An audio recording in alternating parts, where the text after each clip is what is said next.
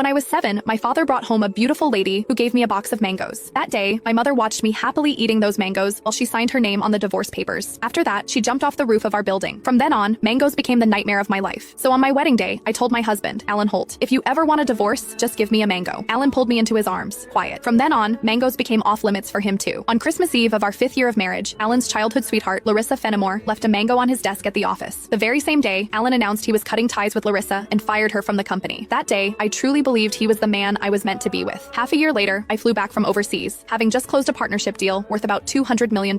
At the celebration dinner, Alan handed me a drink. After I had finished half the glass, his so-called childhood sweetheart, the woman who had been kicked out of the company, stood behind me with a big grin and asked, "Does the mango juice taste good?" I stared at Alan in disbelief, and he was trying hard not to laugh. "Don't be mad. Larissa insisted I played a little joke on you. I didn't actually give you a mango. I just gave you a bottle of mango juice. But I think she's right. The fact that you don't eat mangoes is a real problem. You were really enjoying that juice just now." My face went cold. I lifted my hand and threw the rest of the mango juice in his face, then turned around and walked away. Some things are never a joke. I wouldn't kid around with mangoes or divorce. Ms. Mendez, your stomach condition flared up again because of stress and emotional triggers. If there's something you really don't like to eat, you mustn't force it down again. The next time might not just be a stomach ache. We might have to remove part of your stomach. Stay in the hospital for observation for 1 day and contact your family as soon as you can. When I heard the doctor say that, I went completely quiet. For the sake of a new project, I had been overseas for 39 straight days, working day and night, and I finally made it back in one piece. I never expected that at the celebration dinner, one glass of mango juice from Alan would land me right in a hospital bed. Out of habit, I tapped open my pinned chat on WhatsApp, typed 2 words, and then realized something felt off. Looking closely, I confirmed that it was Alan Holt. He had just changed his profile picture. Now, it was a green mango. While I was staring blankly at the chat window, Alan's call came through. He sounded cold. "I'm already home. Where are you?" I said nothing. Any other time, I would soften my voice and act like a spoiled little girl with him. But tonight, I honestly didn't know what to say. Alan sounded annoyed. "Myra, how long are you planning to keep this up?" "I'm at the hospital." Alan went quiet. He had never shown much interest in my health. He would never have guessed that one glass of mango juice from him would send me straight to the emergency room. "Stay put at the hospital. I'm coming over right now." I didn't want to deal with him, but my body was so weak that I didn't feel like moving at all. Time dragged by. The doctor came in to check on me 3 different times, and Alan still didn't show up. Right before I went to sleep, I glanced at my phone one last time and saw Larissa Fenimore's new post on her social feed. Every time I get hurt, my knight in shining armor shows up. I'm so lucky. The picture under it was a shot of Alan putting a bandage on her. Larissa's profile picture was a yellow mango. It was pretty, but it made me sick. Alan and I had known each other for 10 years, and he had always known exactly where my bottom line was. After so many years in business, he also knew perfectly well how to keep a proper distance from other women. But now, he kept crossing that line again and again. In that case, our marriage and the newest project I had negotiated no longer needed to exist. I had closed a $200 million